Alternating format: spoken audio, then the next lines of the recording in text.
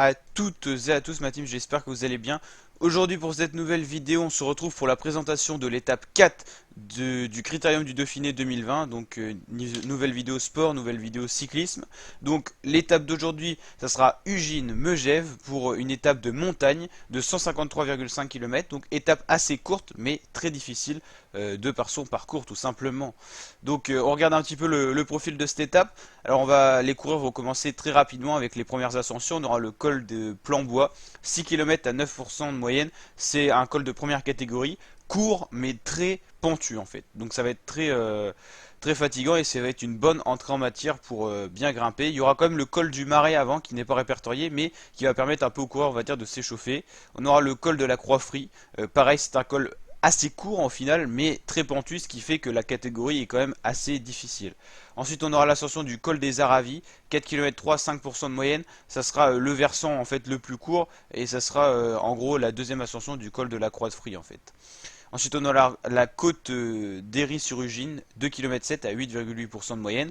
Ensuite, on aura un petit peu de vallée et même de descente avec le sprint intermédiaire qui se fera disputer dès que la route va commencer à monter pour tout simplement arriver sur les faux plats montants de la montée de Bissan qui fait 12 km 4 à 8% de moyenne hors catégorie. Ça va déjà permettre de faire un gros tri. Si une équipe veut faire tout simplement des dégâts dans le peloton, c'est à ce moment-là qu'elle va se mettre à rouler. Avant, ça sera trop tôt, ça sera plutôt pour des échappées. Mais là, la montée de Bissan, ça va peut-être te permettre de pouvoir préparer une attaque pour la montée finale qui sera la montée de l'Altiport, 7 km 4 à 4% de moyenne, une montée assez roulante en deuxième catégorie qui fera pas beaucoup de dégâts, c'est pour ça que les dégâts devront être faits avant tout simplement. Donc voilà, cette montée de l'Altiport, elle se fera aussi lors de l'étape 5, lors de l'arrivée, donc ça sera deux fois la même arrivée tout simplement. Donc on va regarder un petit peu les favoris tout simplement pour cette étape. Donc voici le classement général avant le début de cette étape. Le top 3 c'est Roglic, Pinot et Burman. A noter quand même l'abandon d'Egan Bernal qui souffre du dos. Donc tout simplement il n'a pas pris le départ de l'étape 4 tout simplement. Donc c'est quand même un abandon à noter sachant qu'il était 7ème du général avant le départ de cette étape tout simplement. Il a été un peu moins performant d'ailleurs dans la journée d'hier. Il n'a pas pu suivre vraiment les tout meilleurs, mais il était quand même dans le groupe des 10 qui était vraiment au-dessus des autres, on va dire. Donc les favoris de l'étape 4, c'est bien sûr Primoz Roglic qui rafle tout quasiment. C'est quand même Formolo hier qui a gagné parce qu'il était rescapé, on va dire, de l'échappée. Mais dans le peloton, ça aurait été Roglic qui se serait imposé une nouvelle fois, tout simplement. Donc il fait partie des gros favoris. Thibaut Pinot en fait partie aussi parce que c'est le seul capable, on va dire, de suivre un petit peu Roglic, mais de loin quand même, hein. Mais il a l'air d'avoir les jambes. Burman est là quand même, hein, aussi, également. Donc Bernal il a abandonné, donc il fait plus partie des favoris. Pogacar, Quintana, Landa, Felipe Martinez et Guillaume Martin font partie des favoris à 2 étoiles pour cette étape. Peut-être qu'on aura aussi une attaque de loin. Des coureurs comme Alaphilippe ont l'air de se réserver pour plutôt une victoire d'étape, sachant qu'ils ne peuvent pas répondre au général.